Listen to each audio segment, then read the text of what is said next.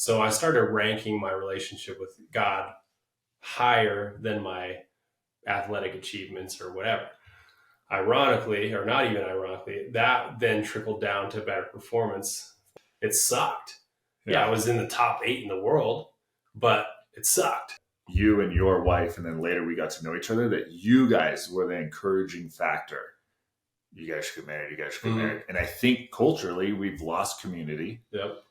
True commitment to each other. There have been times when we have wanted to murder each other. Any married couple will experience that. But you just improve your life merely 10%, the quality of your life, who you are as a human. The people who live with you by default improve theirs by my hunting approach has always been, I'm just not going to get outworked. And that's both on a community aspect, like I'm going to hang out with people who also don't want to be outworked. So David Wise, thank you for coming today. Thanks for having me. Glad to be here. You're a 5-time X Games gold medalist. You've gone to the Olympics 3 times, which is extremely rare. 2 gold medals, 1 silver. And I hear a rumor you're going to try for your 4th Olympics. That's the goal, yeah. Try to make it 4 for 4. And you are a avid hunter, and you are a husband, a father, and if I can say, a Christian first and foremost. Yeah. Child of God first, husband second, father third. Yes. All the rest is on down the list. Yeah. Just part of it, part of the package. Well, dude, I'm pumped to get your time to talk about this.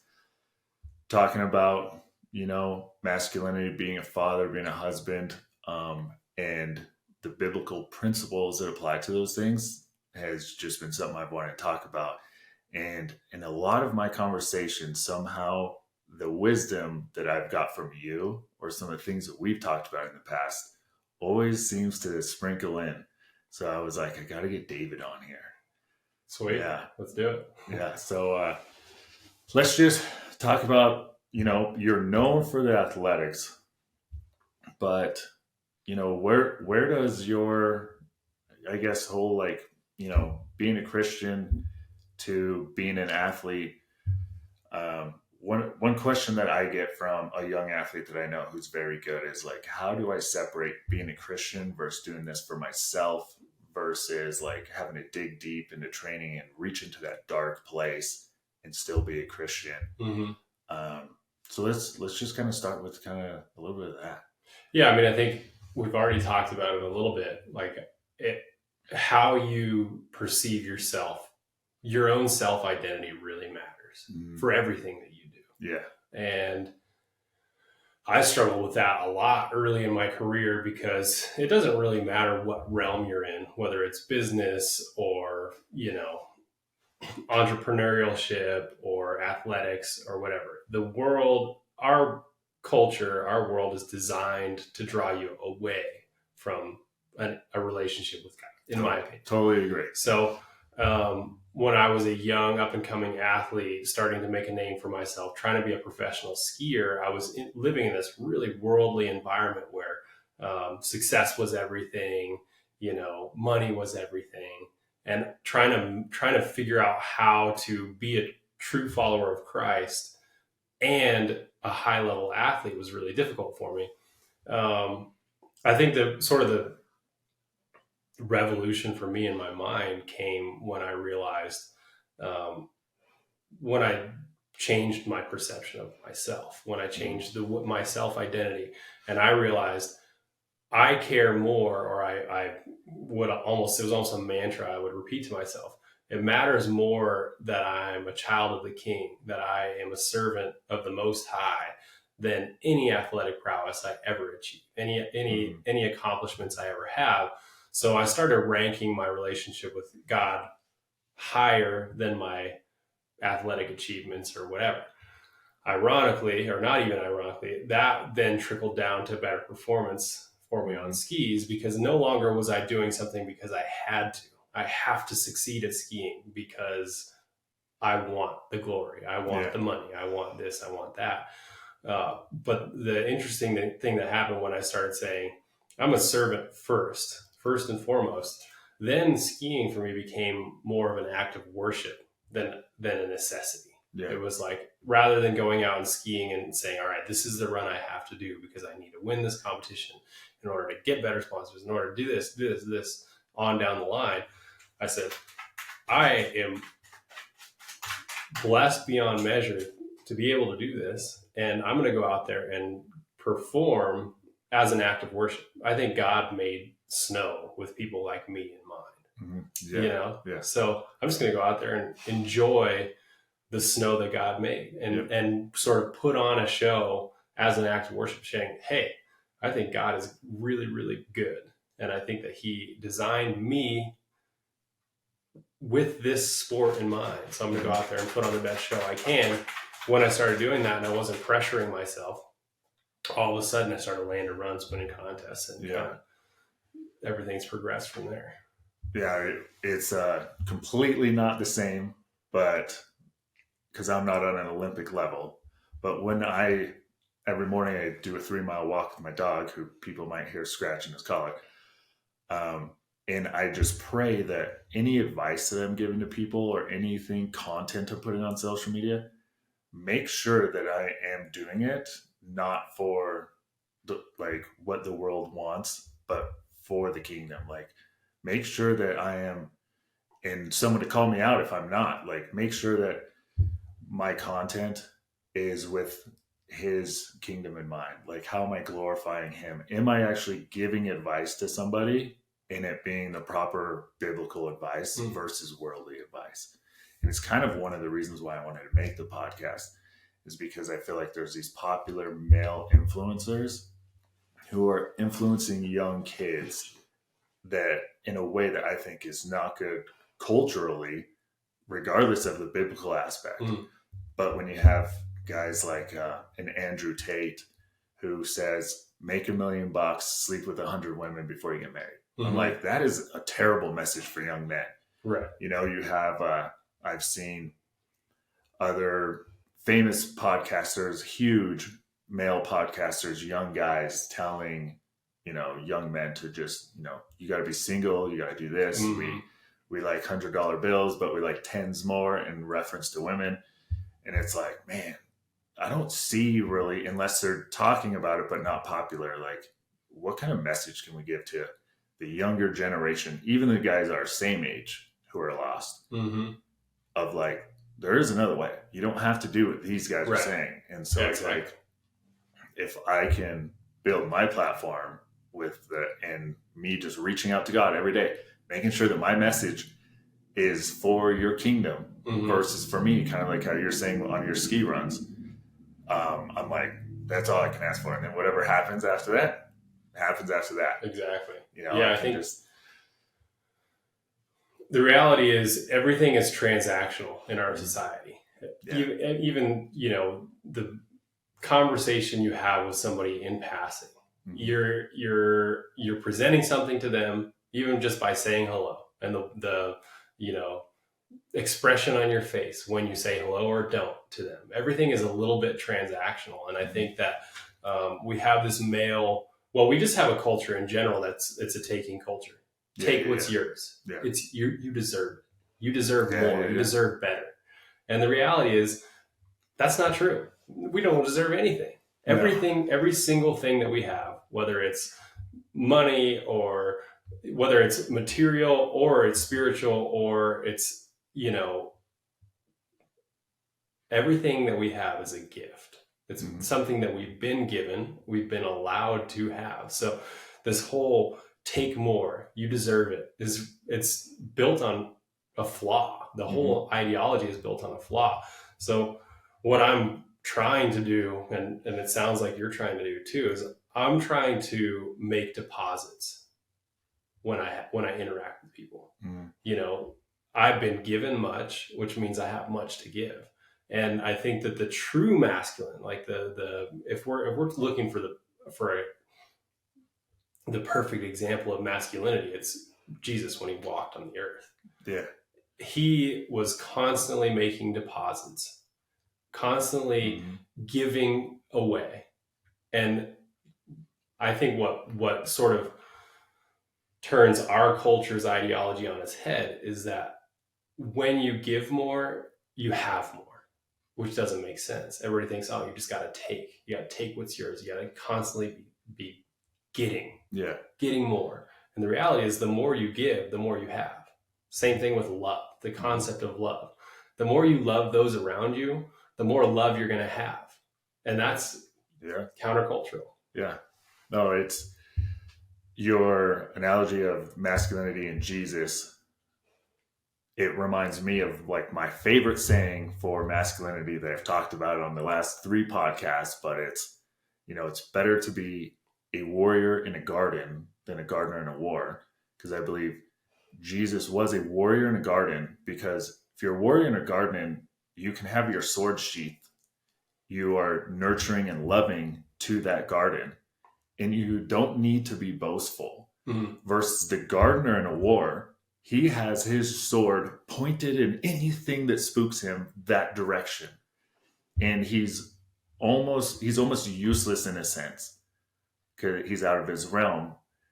But that warrior can still love and nurture. And that's what he did. And then he went on the cross willingly and died for our sins.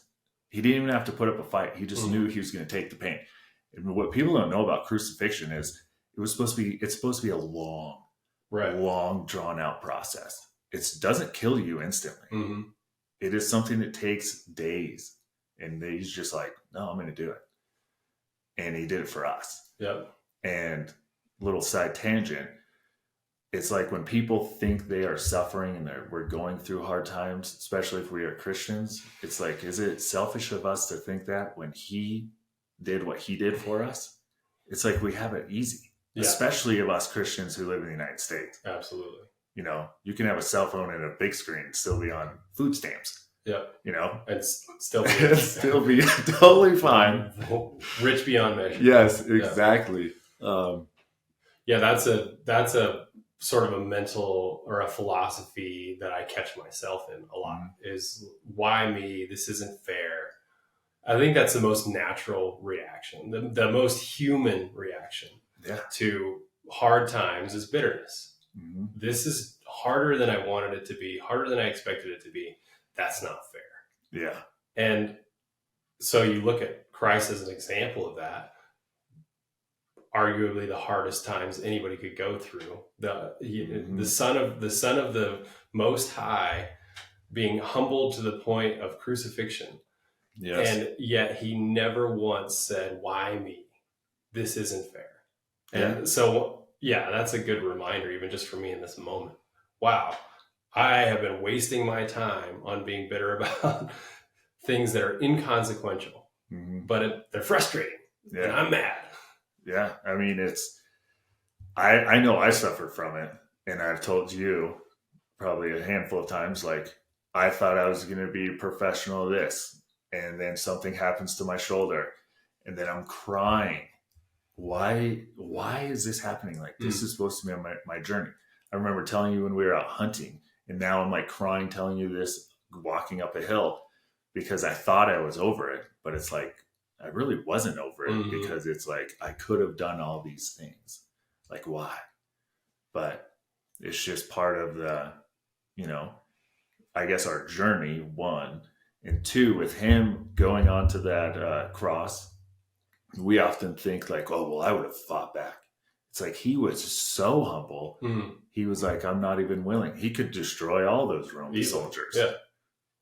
But no, he just went through the whole thing just so calm and willingly.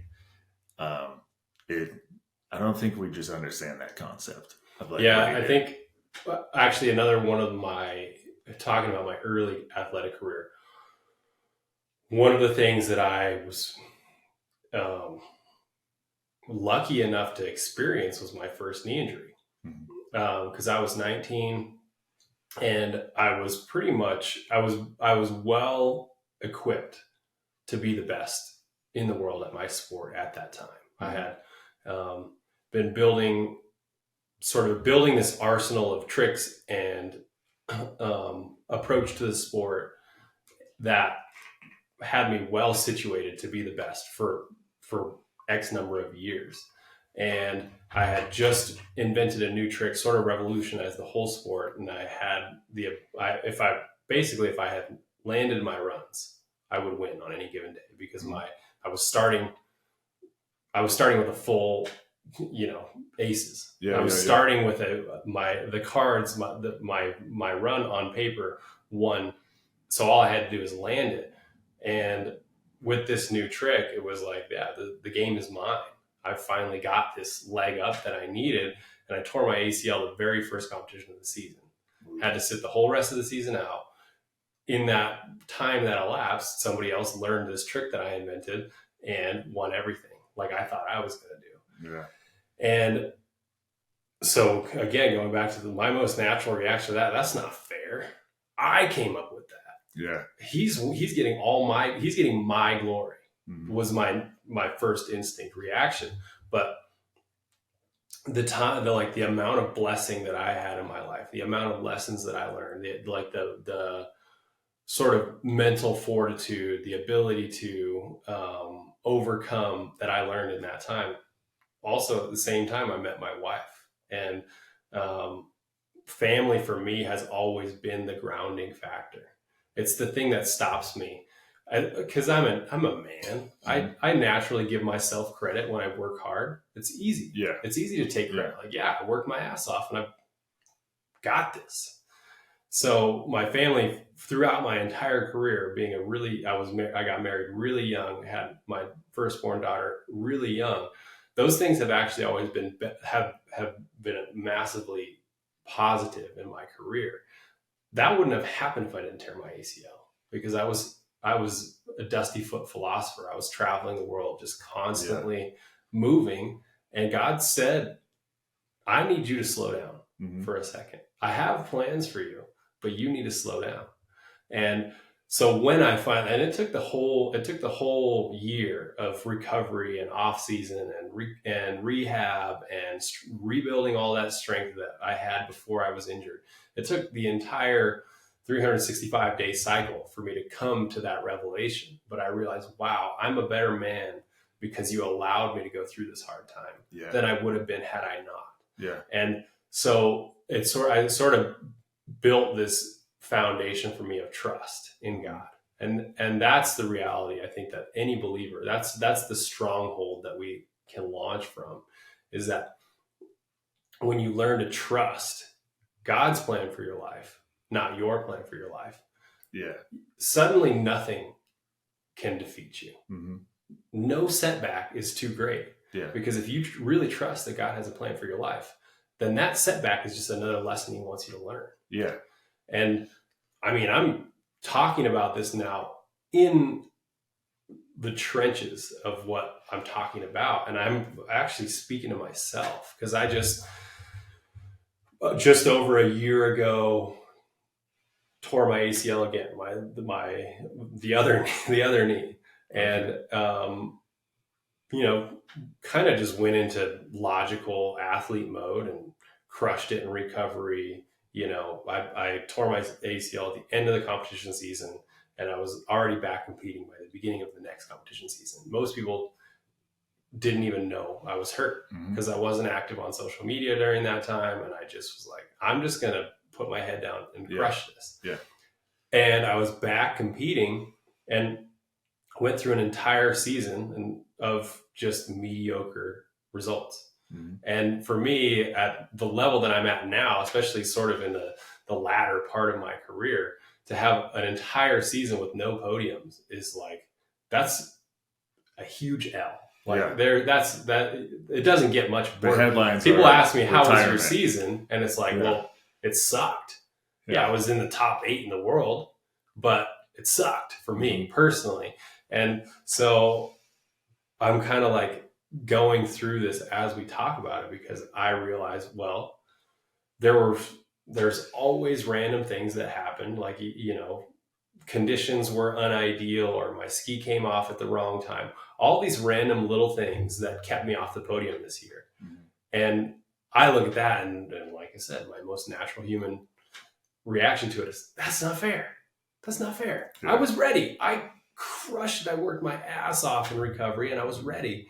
And then my ski came off on my run, and I got 5th place because my first run was decent, and my second run was okay. And then on my third run, that would have been on the podium, my ski came off. Yeah. That's not fair. But then I just have to remember. I always have to remember. One of the words in the Old Testament that's repeated the most is remember. And I have to constantly remind myself, oh, that's right. God's in control, not me. So him keeping me off the podium, or I don't even know if it's really him being vindictive, but him allowing me not to podium, not have the financial success that goes along with that. Obviously, there's something in it for my long-term story that I can't see. I can't see it right now. It's really uncomfortable to not have as much money in the bank account as I would like. Yeah. It's really uncomfortable to have my sponsors being like, hey, we might just drop you because you're a contest skier and you're not winning contests. Yeah. What's the point of having you? That's uncomfortable for me as a man, as a provider. To not be providing very well is uncomfortable. Yeah. But there's obviously something in it for me that, and I think that that's a good reminder too for anyone listening, is like, God doesn't care about this one moment. He doesn't care about the short term. Society does. Yeah. Society tells you have to crush it right now. And if you're not crushing it right now, you're doing something wrong and you need to crush it tomorrow. And if you don't crush tomorrow, it's over. Like even just natural human instinct tells you this moment is the most important moment of my life. And nothing beyond this moment matters. Yeah. But God says, actually, I care way more about your soul and your future forever than I do about this one moment. And so, I'm in an uncomfortable place sitting here talking to you. So I think it's a good place to be talking from. Good. I mean, if I can be any part of that. I want to talk about the family, because you brought up family after the ACL. What is it? How do you juggle being a high performer, husband, father? Where is that ratio of I'm focusing on my career, the family feels that they're, maybe second place in some seasons of someone's life who's a high performer? Or I guess, how do you bring up children when you're a high performer and let them understand that, this is we're playing the long game, kind of like how you're saying instant gratification. Like, how do we explain we're playing the long game? This actually allows me to spend more time with you. It just might not seem like that during certain seasons. Yeah. Like, kind of go into that a little. The honest answer for how do I balance all of the things that I have is not very well. I have to be humble when I say there are certain things that I'm good at, and there are certain things that I really, really struggle with. Mm-hmm. And so answer number one, I could not do what I do and be a decent father without my wife's support. Mm-hmm. Like she's sort of the unsung hero in my story. Of course, I'm the one on the podium, getting the medals, getting the fame, getting the glory. And I could not do that based on my philosophy of life, which is family first, athletic glory, like I said, well down the line. Mm-hmm. I could not have that philosophy and pull it off without her sacrificing an immense amount. I'm lucky enough to make enough money that my wife can stay home, take care of the kids, sort of be she works, she's a pivotal member of the team. But the truth about how I balance it is it's not really, I try not to look at it that way. It's like, how am I going to balance that? My family and my athletic career. It's more, to me, they are the balance. Mm-hmm. Because they're the thing that I'm constantly trying to prioritize. Mm-hmm. How can I be the best husband and father that I can be? What can I do to be better at this thing, which, going back to the very beginning of our talk, the ranking, this thing is more important to me. Yeah. Family is more important to me. And athletic glory is important to me. I'm not going to pretend that it's not. Yeah. Because that's what I work for on my personal business side. I'm constantly trying to get better at being a half pipe skier. So they've always been the balance for me when I start to get out of balance. Is like I start to put too much of my identity into athletic glory. Mm-hmm. Something will always happen to bring me back and remind me, oh, family is more important to me than that. Yeah. So generally it's an injury. Usually it's an injury that it's like, oh, okay, well, I can't pursue this wholeheartedly right now because I'm on a different kind of pursuit. Yeah. I'm recovering from an injury or something like that. But then I have to admit that there are aspects of being a professional that I'm really, really terrible at. And that's the season I'm in right now, is learning to overcome those things. So, if I'm just being completely honest with myself, I would say I rank pretty high in being, in competing. I rank high in training. I'm really good at going to the gym, putting in the hours, putting in the time that it takes to be prepared to do what I do on a pair of skis. I'm good at that. Yeah. I would also say I'm pretty decent as a husband. I'm loving. I generally prioritize. I'm always kind of checking myself on this, but I prioritize my relationship with my wife over my relationship with anything or anyone else. Mm-hmm. I'm good at being a dad. I guess my philosophy on parenting is quality over quantity, because if I had a 9-to-5 job, I would be home more often. And I'm talking about the nights that I spend in my bed. Mm-hmm. So the bed that I have at my house, the nights that I spend there, if I had a 9-to-5 job, I would spend a lot more nights in that bed. Yeah. That would be quantity of time spent with my kids. That means I would be there to pick them up from school and do homework with them more often. My profession means that I spend a lot of times in my life not sleeping in that bed. But when I am home, I also have the freedom to go where I want, when I want. I set my own schedule. I'm my own boss. And so from a really young age, I've kind of hammered that home with my kids. It's like, hey, when I'm with you, I am with you wholeheartedly. I'm not thinking about anything else. I'm not doing emails while sitting with you doing your homework. When I'm sitting with you doing your homework, we're doing this together. Yeah. Or when I'm taking you out to the park and playing football with you, like that's got my whole attention. I'll leave my phone at home. Mm-hmm. So the quality over quantity is really valuable to me. That's how I would say I succeed as a father, is reminding myself not to be present when I am with them. But then there's a whole nother aspect of being a professional that I suck at, and I still haven't figured out. I've been a professional skier since I was 18. I'm 33 now. That's a long time to be doing something. I still suck at social media. I still suck at getting back to people on email about certain things that they want to do. I'm still terrible about scheduling my stuff. It's really interesting when I take a step back and look at myself objectively. And it's like, so good at this one thing and decent at this thing, and just like so bad at this thing. Mm-hmm. Because I have so much structure and so much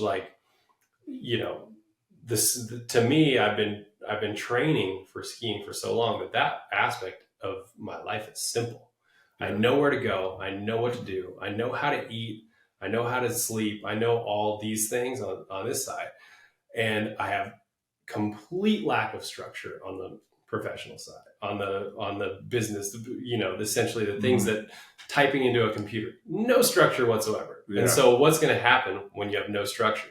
You're not going to get anything done. Yeah. I'll sit down to try to do emails. I'll get distracted. I'll play on my phone.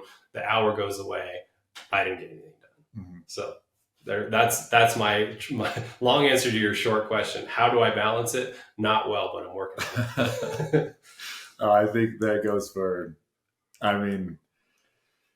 love the fact that you are your own boss, because, and I think more of society should strive to be their own boss in some way, like how it was 100 years ago. When you look at the amount of people who are entrepreneurs, even the amount of people living in rural areas, and now the amount of people who are just W-2, because it's just so normalized for us to just see the people to see their kids from 6 p.m. to 9 p.m. and like that's it. And it's like someone could say that they see their kids every day, but my biggest fear for society is, especially parents who have kids in sports, then their lives revolve around their children and they end up loving each other 15 years later, but not knowing each other because they only have that small window because they work 9 to 5, then they got to go do whatever. 2 hours of practice, to practice, and then it's dinner and then bed, and it's just clockwork. And it's like, man, I don't think we're created to live like that. So I always just encourage anyone. It's like, figure out how you can just work from home, be your own boss. Like not everyone can be an Olympic gold medalist, multi-time, but it's, what can we do? What are we passionate about that we can do to be with our children? But most of all, be with our spouse. Because one thing that I've told Laura once, jokingly, it was like, I love you so much.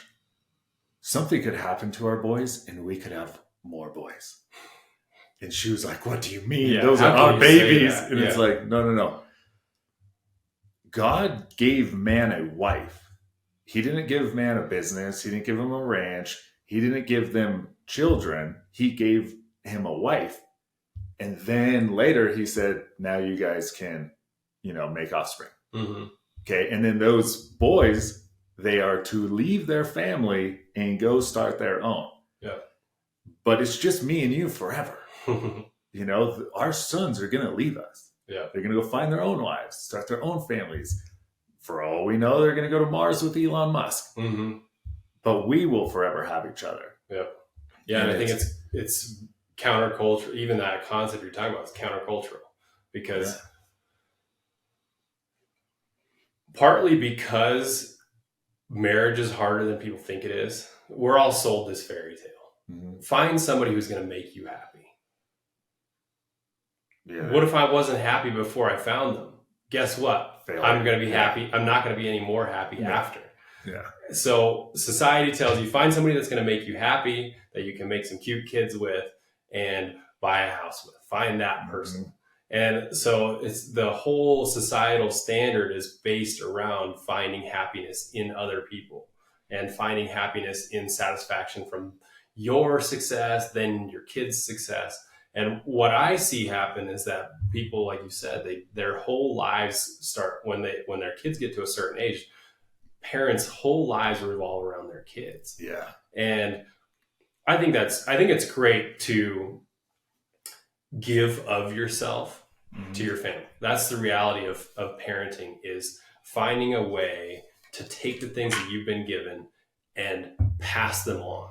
It is a sacrifice. There's an immense amount of sacrifice that comes with being a parent, but you need to focus as a parent in not allowing your own identity to become just what your kids are doing. And so this is a well-known thing in my family, and we talk about it. We remind them from time to time, my wife and I.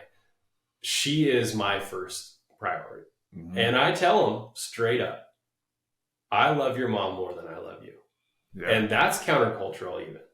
I would say, I don't know if it's a majority, but it's close to a majority of the parents that I know. If you ask them point blank with a lie detector test, do you love your kids more or your spouse more? They're going kids. They're going kids. I agree. And that's, so even saying this, people would look at us as insensitive for saying that. They're like, of course I love my kids more. I don't think that should be an of course I answer. So I remind them frequently, I love your mom more than I love you. I am a giver and I'm learning to be more generous. So the amount of love that I have to give to everyone is only growing day by day. I have an immense amount of love for you.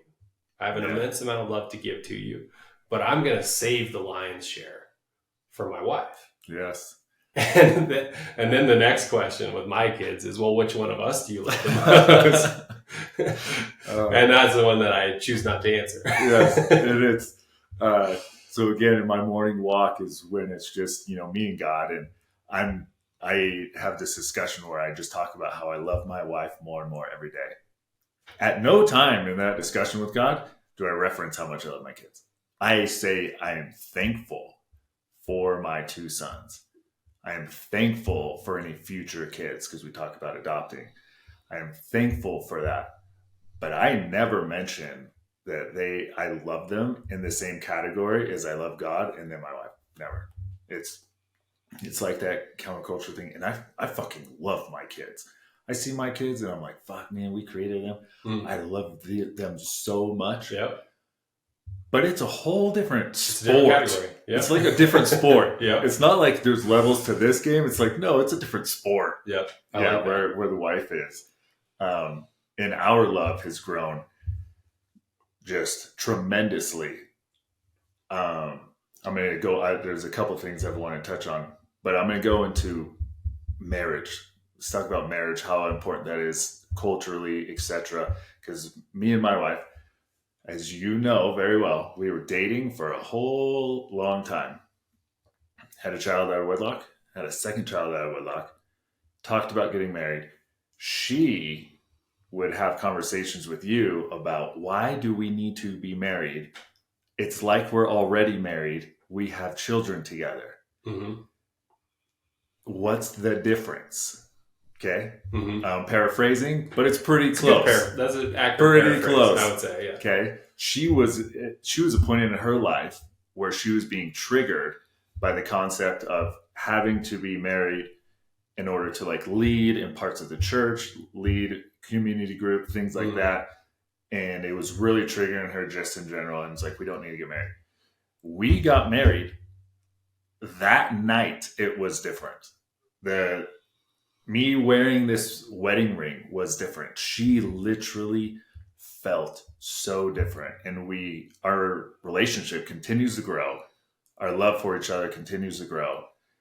And I think marriage is so vitally important. And I tell people, don't do what I did, because I didn't really have people to I guess like encourage me to get married, to tell me. I had a dad who mentioned one time that I should marry her. He mentioned one time only. Mm-hmm. Is that how you get your kids to do anything? No. You got to remind them a handful of times. Yeah. Okay. And then when I met you and your wife, and then later we got to know each other, that you guys were the encouraging factor. You guys should get married. You guys should get married. And I think culturally we've lost community. Yep. To where we would encourage people to do things like that and make sure we're on the straight path, check one another, have conversations with fellow fathers, mothers in a community aspect, to where we can push, the benefits of community for and then the culture, so it grows and there's no kind of rotting of, no, you can be single forever and sleep with people. Mm-hmm. You guys don't need to be married. Your kids aren't going to know any different. It's like, my son was asking, why is your last name different than dad's? Yeah. And people think, and that was when he was 5. Mm-hmm. So I think marriage is super important. I tell kids, get married. It's, even if you get married young, statistically, the younger they are, and if they are of belief, if they believe in faith, they have the most successful marriages out of anybody. Yep. I'll just interject a random statistic that I heard, because people talk about all the time, well, why is the divorce rate within the church as high as it is outside of the church? Yeah. And I don't know. That's a really tough question to answer. But then I heard an even better statistic: couples who pray together daily, which is sadly, and I'm owning this.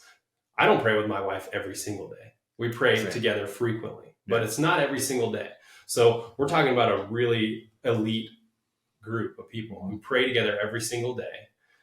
The divorce rate among married couples who pray together every single day is like less than 1%. Mm-hmm. So that is the true statistic that I think, because that takes it from being somebody who goes to a building as a church and somebody Just on who's a Sunday. true follower of Christ. Yes. Those, like you said, doesn't matter what age you get married. If you are married and you pray together, then your chances of divorce are extremely low. Yeah. And so that's just a powerful statistic to me. Sorry I interrupted. No, I think it's good. But I mean, let's talk about the importance of marriage. And then I want to talk about the importance of community, because it was the community that Laura and I were in that helped push us to actually pulling the trigger. And that event has changed our lives for the better by far. To me, I say getting baptized is the best thing that has ever happened to me, and then getting married. And I've told people having kids is way down there. Yeah. And any other accomplishment is below that, regardless of what I did or what I will do. But it goes those two things. That's amazing. Yeah. Yeah. I mean, I love analogies. So I'll tell kind of a fun analogy. So I like to teach people one of my favorite things to do is to teach somebody how to do a backflip on the trampoline. Mm-hmm. Because anybody who has any athleticism whatsoever on a trampoline, I'm not saying on flat ground, but on a trampoline, I guarantee I can probably teach you how to do a backflip. Mm-hmm. And it's just like a life accomplishment. This actually started with one of my buddies was turning 40. And he's like, today's my 40th birthday. And by the end of the day, I want to do a backflip on the trampoline. And I was like, great, you have the right mentor for this. Yes, I can teach you how to do this. And he pulled it off. And so after that happened, I was like, this is cool. I want to teach more people how to do backflips. Mm-hmm. And the one thing that I tell them is the most important part, because we do all the drills, the safe ways. Okay, you learn how to roll over, you learn how to, and then I'll spot you, meaning if you have a bad takeoff, I essentially do the work for you. Yeah. Grab your feet and flip you over so you don't land on your head. Yeah. There comes a moment when you've done that enough times that I've spotted you. There comes a moment when you have to do it yourself. And I tell them, the only thing that you can really do wrong here is suffer from a lack of commitment. Mm-hmm. Even if you have a bad takeoff, even if you're going off the trampoline, you took off at the wrong angle, the worst thing that you can possibly do is not commit to it. So I don't want you to even try this until you're 100% committed. And I think that that's what our culture suffers from too. It's just a lack of commitment. Going back to your concept on marriage, why does living with somebody and having kids with them, essentially having what would be a common law marriage, why does it differ from on paper in the eyes of the state and in front of the eyes of God? Why does it differ? It's because one of them has a lack of commitment and one of them has true commitment. Till death do we part. Yeah. And so I was fortunate. God put my wife into my life. Like I said earlier on, like I was injured and I was angry. I was bitter. And this beautiful creature was placed in my life. Mm-hmm. And changed my whole perspective, changed a lot of things. But one thing that we've never, and for all the people listening to this, I would say this is something to look for if you're looking for a spouse, and this is something to talk about with your spouse, or your current spouse, if you have one, is neither of us ever struggled with this idea of commitment. We knew those vows matter. And in our divorce culture, that's a big deal. Those vows, the seriousness that you take of those vows is really, really important. So I guess if you want to even call it success, I don't know if there's a better word for it. The fact that I'm still married today a lot of it comes from this true commitment to each other. Mm-hmm. There have been times when we have wanted to murder each other. Any married couple will experience that. Yep. But we took our vows seriously. And then just on the personal side, I think the best marriage advice I ever got was, and this is something that somebody who's not a believer can can benefit from too. Everybody has a moral compass. Everybody has, whether they realize it or not, everybody has something that they believe. Mm-hmm. And so what I know about marriage is that my wife and I are both followers of Christ, which means we're trying to be more like him every single day. Mm-hmm. And so if I am focusing on my relationship with God and becoming a better follower, becoming more like him, the chances are she's going to love me more. Because if I wake up tomorrow and I'm a better follower of Christ than I was today, that means I'm going to have the fruits of the Spirit, which are love, joy, peace, patience, kindness, goodness, faithfulness, gentleness, and self-control. Yeah. If I have more of those 9 things, how could she not enjoy being in my presence more? Yes. And so it's almost like a marriage hack, because I know on her side, she's personally focusing on her relationship with the King of Kings too. So I know tomorrow I'm going to like her better because she has more love, joy, peace, patience, kindness for those around her. She's more enjoyable to be around. That's a marriage hack. It's like, well, how do you love your wife more today than you did when you were 19 and got married?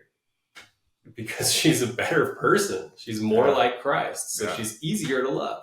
Uh-huh. Yeah, and so are you. And so am I. Yeah,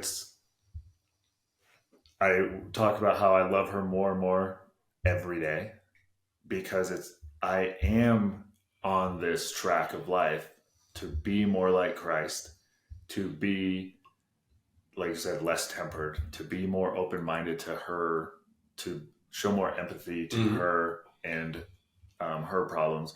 And she has been on this journey, as you know, growing up very atheist, she somehow was always getting brought back around to Christian people in her life, to where now you'll like walk in the house and she's playing like gospel music all on her own. Awesome. I'd never put on gospel music, but in our house, that's all that plays, or kids songs. And it's like, to me, I'm like, that is so cool.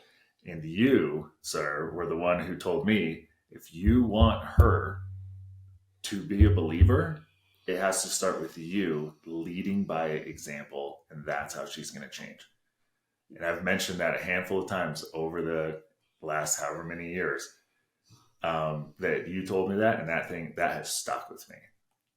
And it goes to something that I often tell people, like us husbands, we are often our wife's problem, but we are also the solution. If we want them to change in any way, we have to lead by example. Otherwise, there's going to be no change. Yep. And going back to my life hack about how to have a successful marriage, there are some that are listening to this who don't have a spouse that's a believer, and have a spouse that's not interested in becoming a better person. So I mentioned earlier that I think that if you pursue becoming a better follower of Christ, whoever's in a relationship with you can only find more love for you because you're better off. There are some people who are married to somebody who just is selfish. That's their self-identity. I am going to take what I feel I deserve. Mm-hmm.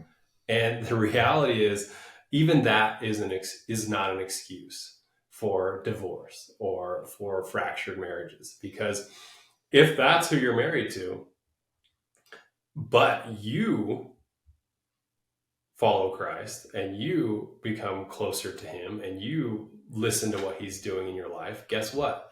You have more love, peace, patience, kindness, goodness, faithfulness. You have more of all those things.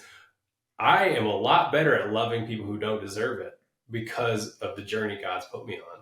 And the reality is, you liked this person well enough to marry him to begin with. And you are a better person, which means that your ability to love somebody who doesn't deserve it is only going to grow. Love somebody unconditionally. And that kind of fits perfectly with your example about leading by example. Somebody who's completely selfish, that's married to somebody who's completely selfless, like truly wildly selfless, it can't help but rub off on them. Yeah. Even though they're in a place of taking, they're still going to be like, wow, I see them being selfless. I see them sacrificing for me and for my kids. How could I not? How could they not? Mm-hmm. Jordan Peterson talks about how his clinic back in Canada, they did a study, an extensive study. It was originally based on how to cure world poverty. Long story short, they found that if you just improve your life merely 10%, the quality of your life, who you are as a human, the people who live with you by default improve theirs by 3%. So if you improve your empathy by 10%, they are going to improve theirs by 3%. If you improve your health by 10%, theirs is going to improve by 3% because you guys are living together. I mean, you've probably heard like you can exchange gut biome with those people who you live with. You know, like just if me, you, and two other dudes became roommates for a ski or hunting season that was like a year, our gut biome would be changed off each other just being in the same house. That is it. So what you're saying is I completely agree with. There's just too much data that supports what you're saying with it. It doesn't matter if they're selfish and you're selfless. They are going to come around. Mm-hmm. They just have to by nature. Like, yeah, and I think that's a perfect pivot for your question earlier about community. What we need to strive for, if we want to be honest with yourself. Do you want to be countercultural? Do you want to be more like Christ? And if the answer to that is yes, then you need to surround yourself with people who are going to challenge. Yes. Not yes people, not, one of the things that I hear most frequently, and I like to remind myself Jesus' answer to this. Most frequently I hear people say, yeah, he's a really good person. What do you mean? I don't need Jesus. I'm a good person. Mm-hmm. And Jesus, when somebody said that to him, a person came up to him on the street and asked him, good teacher, and then asked this question. And Jesus' first response was, why do you call me good? No one is good except God alone. Mm-hmm. And I think that our society likes to think that having like a mid-level, maybe slightly above the midline moral compass makes you a good person. Yeah. If you're decently nice, if you help an old lady across the street here and there, that in our society qualifies you to be a good person. Mm-hmm. And that's just not true. Yeah. The standard is incredibly high. The standard, the what we should be assessing ourselves on is incredibly high. It's Christ. It's Jesus. And so the concept that just being like midline, slightly above the midline, nice to people around you is good enough it's a fallacy. It's a complete fallacy. We're all trying to be more like Christ. That means being more generous, being more loving, being more patient, all those things. And I kind of rabbit trailed there a little bit, but the reality I try to embody as best I can. Like I said, I'm if anything, I need to be more humble about how flawed I am and how much I struggle with certain stupid things. Like I have these constant patterns that I'm like, I'm stuck in this pattern again. Yeah. I can't believe it. How did I get here? I was out of this pattern. I had victory. I overcame with Christ's help. I overcame this thing I struggled with. Here I am back in it. It's so annoying. Yeah. In the US, we are a culture of a lot of individualism has been promoted the last however many, maybe from like 50s, do it yourself. Mm-hmm. And us as humans, we're communal people by nature. Yeah. If we say that we know from an archaeological standpoint that our species have been around for 400,000 years, just as we are, it's like, okay, 99% of that time we've been in community. We've been in community. So if we take that, or since the Bible, You know, if you read the Torah in Genesis, everybody seems to be living together, and their children's families live with them, multi-generational communities. So if you want to go the science route or the biblical route, we've been in community since day one. Mm-hmm. One of the there's so many benefits about community, but one of the things that I favor and I strive for in a community is what you were saying, being able to hold each other accountable, being honest, have honest conversations, be able to have conversations just like this on parenting, being a father of Christ, checking each other. One of the things that kind of in a certain community group that I have is someone will say, you're always calling everyone out. And it's like, that's because that's what I want. Mm. Yeah, call me out, please. The only freaking person I know who calls me out is my wife.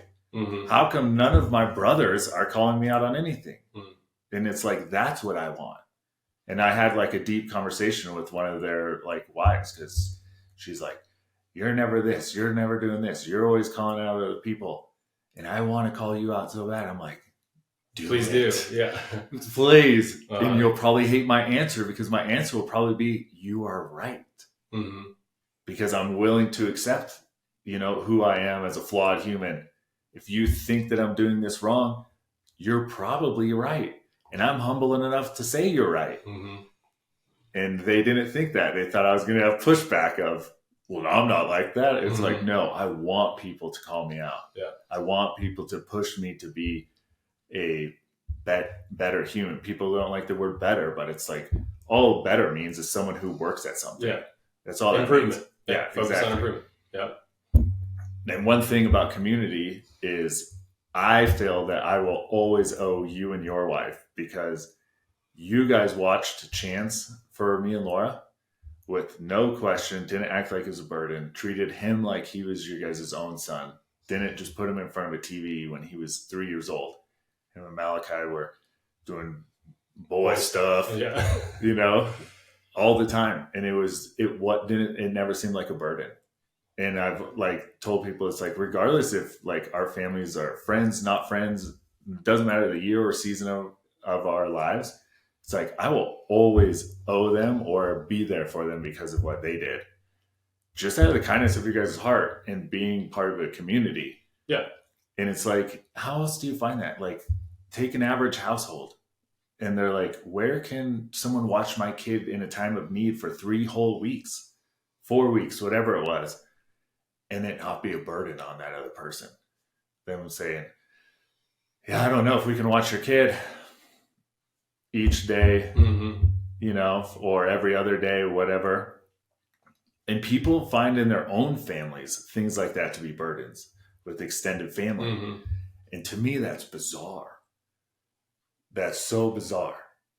It's interesting out there in the world. The more I kind of step back and I'm just like watching them and observing, and then you'll meet people who say they want community, and it's like, but do you? But you put it to the test. Yeah. The answer is no. But do you? Yeah. Do you want community? And it's hard. But when you're actually in community, I think, and you have a couple people who are like community, those benefits and just being there for each other is like, it's so cool. It's so cool. Yeah. Yeah. And the reality is I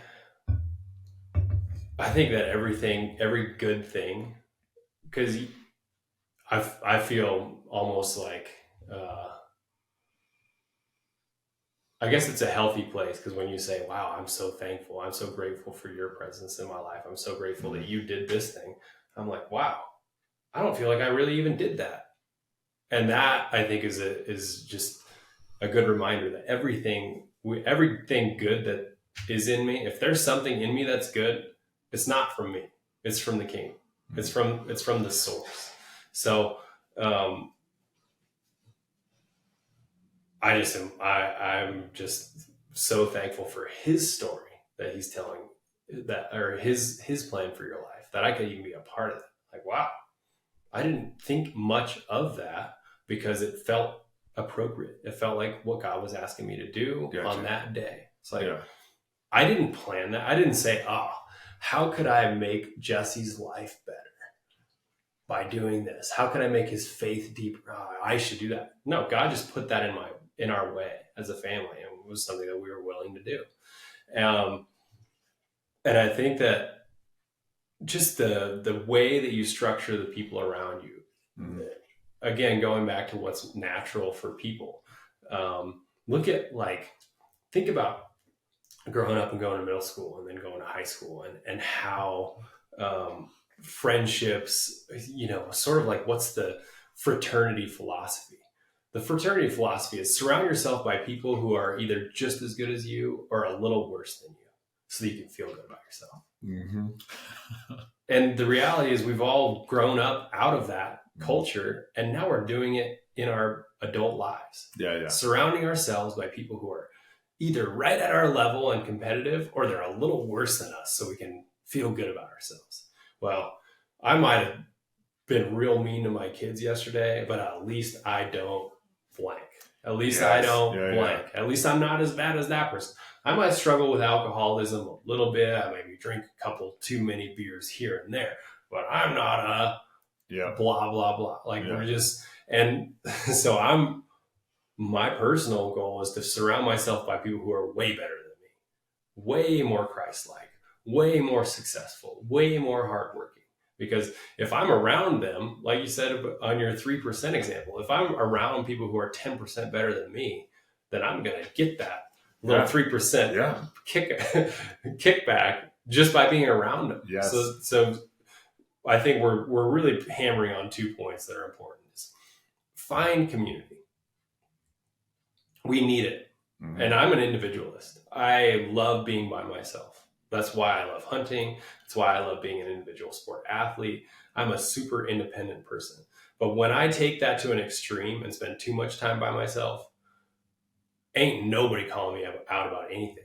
And that's when I'm in the most dangerous place. So find community first and foremost. And when you're choosing that community, because this is a choice, who you choose to spend your time with is a choice. Totally. It seems like it's just natural. It's like, well, this is who's in my life. Yeah, but you can choose to spend more time with them or less time with them. You can choose to give them more or give them less. You can choose to take more from them or take less from them. Mm-hmm. It's a choice. So when you're choosing your community, look around, pray about it. I've had that prayer frequently in my life. It's like, God, I need somebody to look up to. Yeah. And because sometimes that person isn't, or I'll even pray specifically, Lord, I'm really struggling with this business side. Put somebody in my life who's really good at it so I can learn something from them. And he always answers those prayers. Not always he doesn't always answer my prayers the way I want him to, but he always answers them. And so, find community and craft your community around both people that can mentor you and people that you can mentor. That's the important part, is going back to the transactional thing. Find somebody who's got a lot to give to you, but you also need to find somebody going on Jesus's discipleship model. Find somebody that you have a lot to give to. And if you structure your life and you structure your community around that, the amount that everybody collectively is going to benefit is massive. Yeah, I completely agree.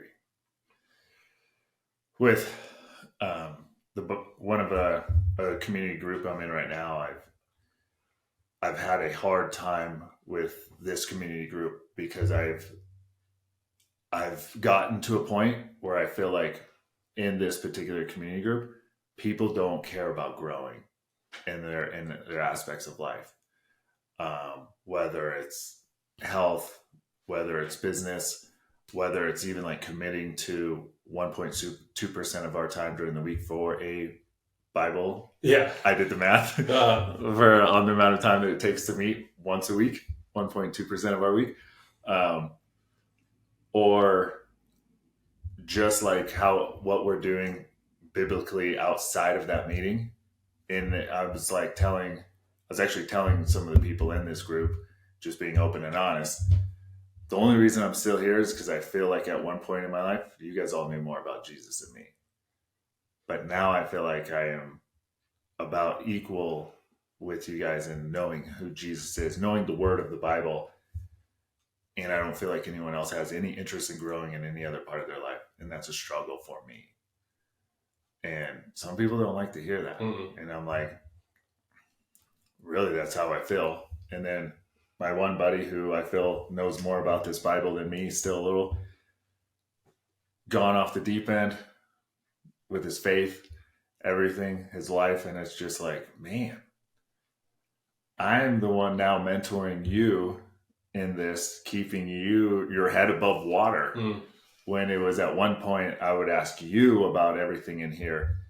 And it's just one of those things where there's a time where it's like, well, maybe I'm still here for a reason to help maybe the one person keep his eye on the ball. But then for selfish reasons, I'm like, I want to move up. I want to grow more. I want to be part of a community who wants to grow more in multiple facets of their life. Doesn't have to mean we all are into fitness. We all are into business. We all are more into like community outreach. You get what I'm saying? It's like, if just one person would be more into this and one person would be more into that. That's the whole idea. But I feel like exactly, because we all bring a tool to the toolbox. Yeah. But I felt like just lately, and I'm really telling you this because I think you understand maybe what I'm talking about a little bit. But I feel like everyone's just like, no, I have no interest in sharpening any of my tools. And it's like, my tools are good enough. That's hard for me because it's like, it's not good. It's never, my life is good enough. I wouldn't complain one bit. If Jesus told me how to go live under a bridge with my wife and kids, I'd go live under a bridge with wife and kids because I understand the end result. But as far as while I'm here, I want to continue to grow in every aspect of my life. So I want to be around those people, exactly what you're saying. I just want one of you guys to all be interested in growing in something. Like, how can we do that? And then we'll all, like you said, or like we were talking about, then we'll all get that 3%. But I felt like no one has any interest in improving their 10%. Yeah. If you believe in light, you can't believe in light without knowing what darkness is. And so for me, in terms of faith, I feel I don't want to give the enemy too much credit, the devil. I don't want to give him too much credit, but I do feel like it's important to acknowledge that he exists. And I think that reading C.S. Lewis was actually pretty influential in my life as a young person, because I read a book called The Screwtape Letters, which I recommend to anybody to read. Read it slowly, take it one piece at a time, and it's written from the perspective of a demon. Somebody who hates God and hates God's children, which is us, humans. And the reality that I sort of became aware of is I have an enemy that is constantly trying to break down what God wants to do in my life. And I think what I learned from that book was tactics.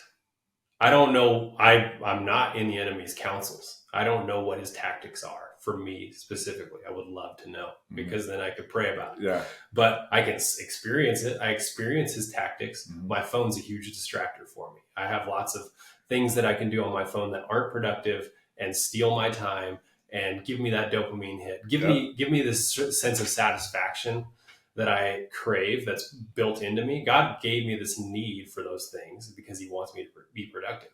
Well, my phone is now stealing the productivity while still giving me the benefit that I'm looking for. And so I know that that's one of the enemy's tactics. I know it straight up. So what am I going to do about that? All right, I gotta approach it differently. And the reason I bring that up is complacency is one of the enemy's bold, like I would say, one of the enemy's pillars of his tactics for our modern era is comfortability. If people are comfortable enough, they won't think about God. They won't think about the kingdom. They won't think about what happens after death. They won't think about those things because they're comfortable. And we have so much comfort in our society. We all drive around in what any other culture more than 200 years ago would have thought was like the greatest thing that ever happened. And we drive it every single day. And sometimes we get angry because it's not nice enough. The chariot, the self-driving chariot that we drive around from one place to another is like the most magical thing that any other culture could have ever experienced. That's just one aspect of our comfortability. We sleep in beds that kings in the first century would have killed for, would have conquered kingdoms for. They would have gone to war to have a bed that's as comfortable and soft as we have. Every single one of us sleeps in a bed like that. That's the enemy's tactic, is to get us so comfortable that we don't think about our lives. We don't think about, we're just entertained. He's entertaining away our best years. We're just mindlessly going around, make money, get a house, focus on these material things and don't focus on the kingdom. And like you said, becoming a better person, becoming a better follower of Christ, becoming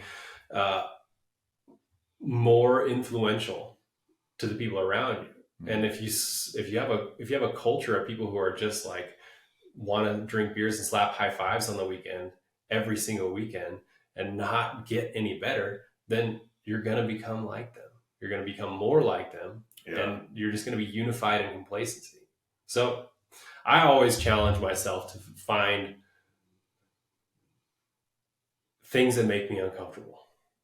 Same. I'm admitting right now, emails make me really uncomfortable. Social media, I'm an introvert. I would rather experience the world through my eyeballs than through a phone. I would rather think about things than talk about things. That's just how I was built naturally. So how do I take my natural inclination and turn it into something productive? Turn it into something that makes deposit in other people's lives. And so that's one of the things I'm working through right now. Like, okay, I struggle with this because I'm this way, and I admit it. What do I do next? What's my next step? Yeah, and I think that's how we need to be living. What can we do that's uncomfortable to continue to improve and lead by example, even for our kids? Like, they might not be comfortable, but we got to do it. Two other things that I figured we could talk about before we close out. Let's talk about free will and then hunting.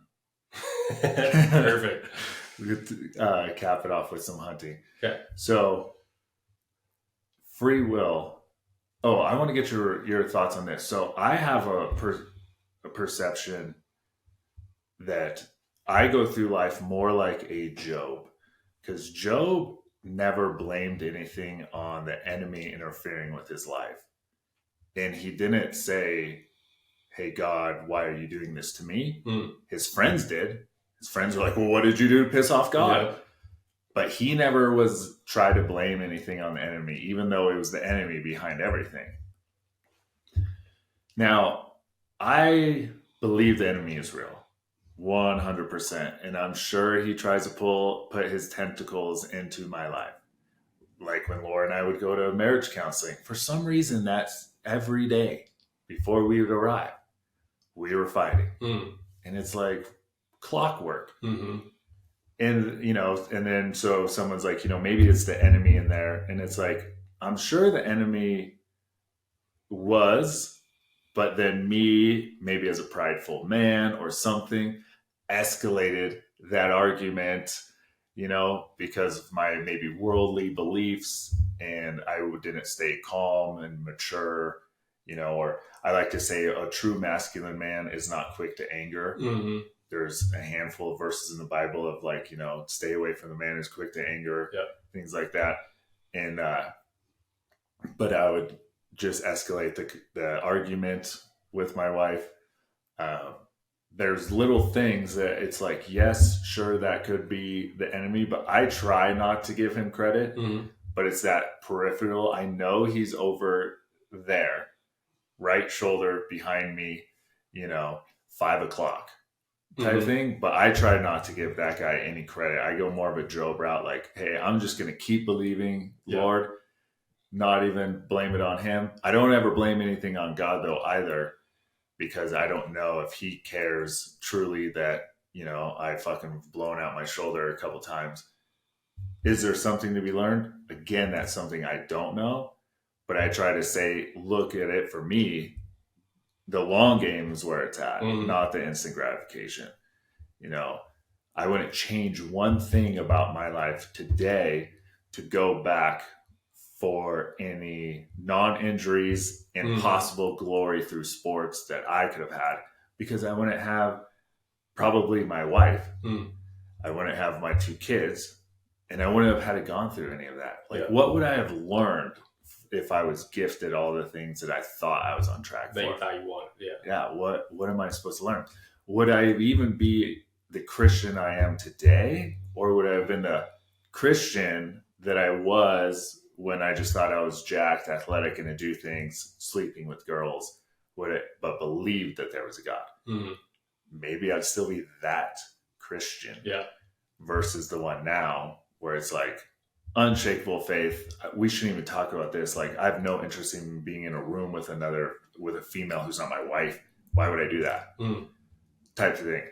I've gone way to one side of a spectrum where people are like, why would you do this? Or like, if I'm out somewhere and a woman tries to hug me, it's like, no, I don't hug. What do you mean you don't hug? I'll hug a dude. I just don't hug chicks. And then it even has gone to the point, because now I'm going down a rabbit hole, it's even made Laura uncomfortable sometimes, because I won't hug our friend's wife or a old friend of theirs or an old friend of ours. It's like, I just don't have any interest. No. And then when I'm funny, I'm like, I don't want you to just feel my shredded body against your body. That's off limits, because it's like, no, I'm not hugging. I've just gone that far of, there's just no need in my world. And how, I guess you could say, maybe it has to do with how I was before I was ever married, or when I was a teenager. So that was my kind of rabbit hole thing, but with Job, enemy. I think that I don't want people to spend too much time giving the enemy credit or focusing on him. The reason I brought that up is just, we need to be aware that we have an enemy. We need to be aware that there's darkness in the world, and we need to make personal choice. Because we have free will, because we can choose to do the right thing, even when it's hard. We need to acknowledge that there is darkness that wants us. It wants us to serve it. And so it's like, okay, there's darkness out there. What can I do to serve the light today? What can I do to be a light bringer today? And that's moment by moment, but it's also day by day, month by month, year by year. So what can I do to serve God's purpose today?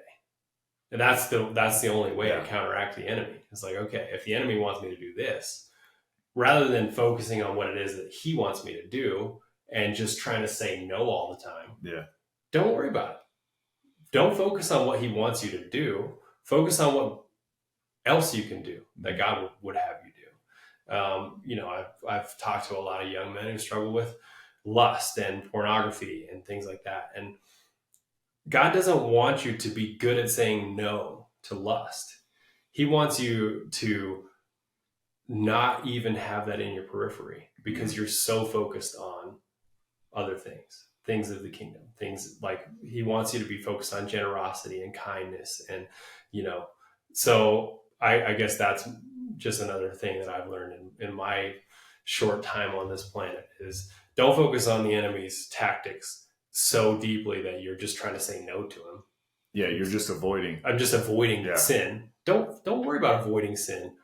Worry about chasing righteousness. Yeah, to where you are chasing righteousness so much that there's zero bandwidth for the possibility of lust. I didn't even realize. Yeah, there's just no bandwidth. Yeah, I like that.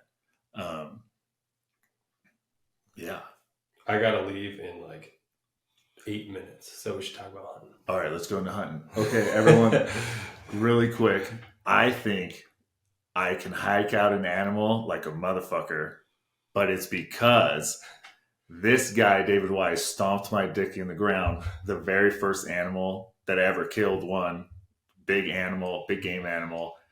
And I only hiked out 1/4 and the cape, and he took 3/4. I don't know why I'm looking at the mic. And I was like, I am not ready for this level, because it's not like we were just doing a backyard hunt. We were 8 miles in, camped, hiked it out 11 miles total. And oh my gosh, that put me into a whole different level. The talking about wanting to be around people who are better than you at something to learn, grow, etc. That completely changed my hunting perspective, perception, perspective, whatever word you want to use, how I trained, the whole bit. And now I'm sure there's people who can still out hike me pretty good, like a Remy, maybe a you, just some of those, like the elite of elite who hunt way off the just have more time to hunt. Yeah. But it's like hunting out weight. I feel like that is something that I can easily do, but it's because of you. The year before, when I was up there with Colton, if I would have got an animal, or he would have, you'd carry it. Yeah. It was, well, the year before I went with you, my very first year, it's like, how the fuck would I have done that? Yeah, you may have, the meat may have spoiled. Meat would have been spoiled. I'm going would have been. Yeah. And then now it's like, oh, just this last season, I carried an entire deer, big bodied deer. I sent you a picture out the same distance, no problem. One trip, just got it all my gear, just mobbed the whole thing. I'm not going to wait for you. I'm just going to go down to the truck. Then I went back to go get him because he was lagging. And it's just, I guess my whole point of all this rant is like seeing someone who's I'm putting you at an elite level. There is a point where you do have financial gain in hunting. Is there not some? Okay, so that makes you elite. That means you're a professional. You are a professional hunter. So it was so cool to see you do that, and just with ease, just how you were freaking like gliding through the mountains. I'm doing a whole lot of ass kissing right now, but it was just so impressive that I was like, I got a freaking year after year just working on my hiking weight out ability. And you got to just sometimes get punched in the mouth and go, okay, this is where I got to be. Yeah. And I'm the only reason that I was in that place when you shot that big old buck and we had to carry it out was because I was lucky. I was lucky to have hunting mentors who, probably we were friends because we had a similar approach to the game. My hunting approach has always been, I'm just not going to get outworked. And that's both on a community aspect. Like I'm going to hang out with people who also don't want to be outworked, but I hunt a lot by myself too. And I always want to walk away from the mountains. If I'm not successful, I'm not successful.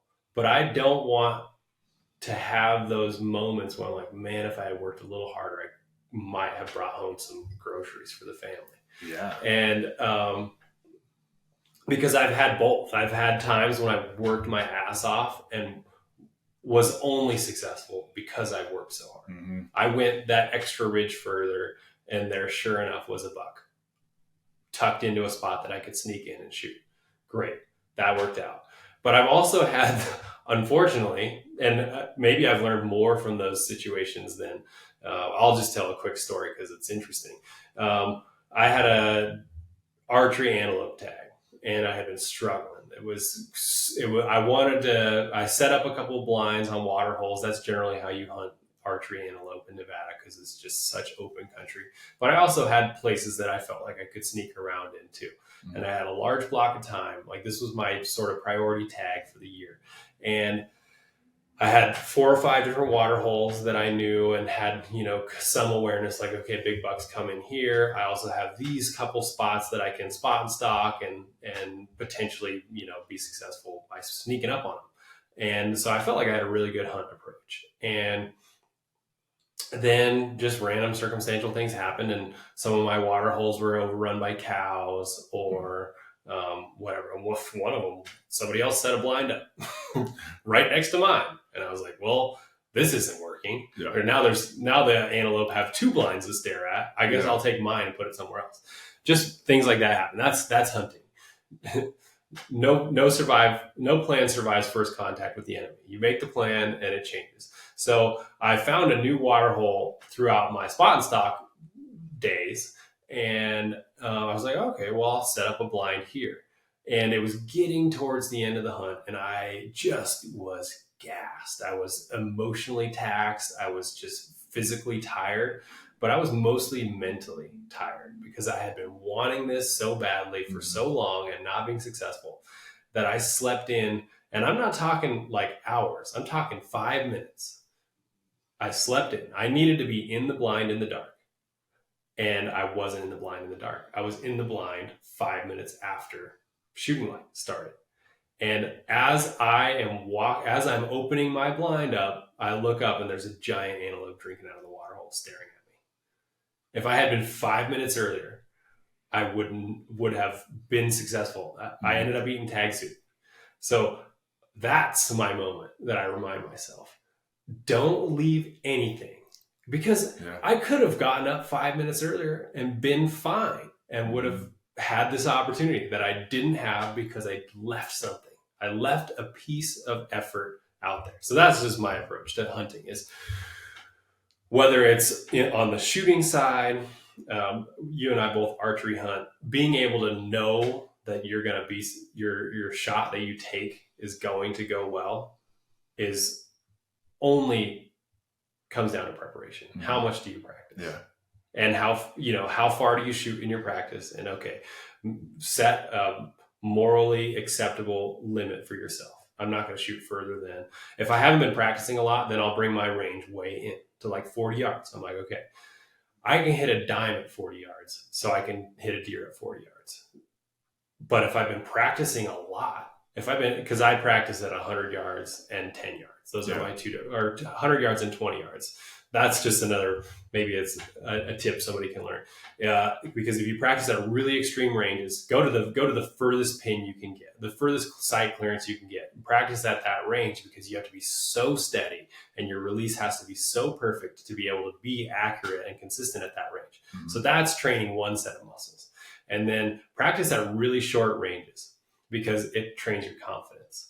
So I'll practice at 100 yards. If I'm just doing a day of shooting, I'll practice at 100 yards and I'll practice at 20 yards, because I'll increase my steadiness, improve my technique at 100 yards.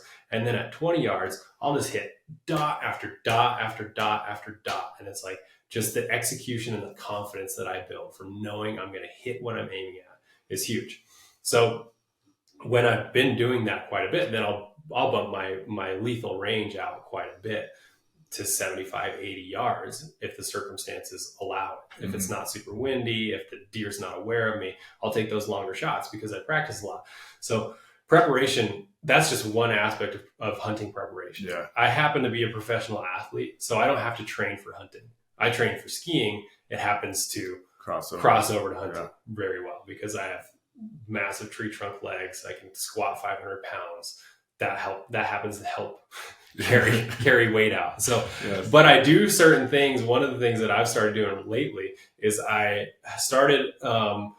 noticed, actually it was partly because I had a shattered femur that I was recovering from, but I realized I was a lot less sneaky than I wanted to be, because crouching and moving, and this was actually an antelope.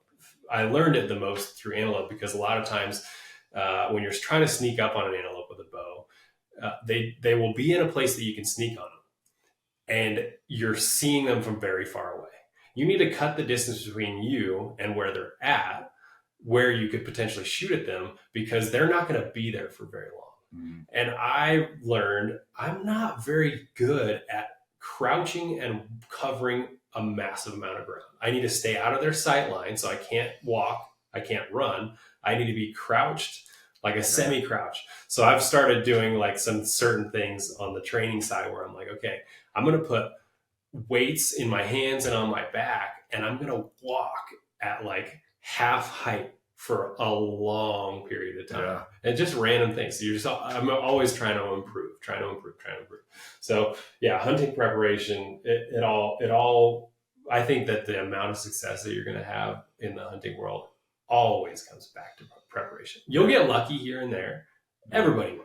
Everybody will randomly get lucky, but it's the ones who are very well prepared who are consistently successful. Yeah. No, I agree. If you got to go. Yeah, I got to go pick up the kids. All right. Dude, it was great to have you. Yeah, thanks this was an awesome chat. No, it was. I'm going to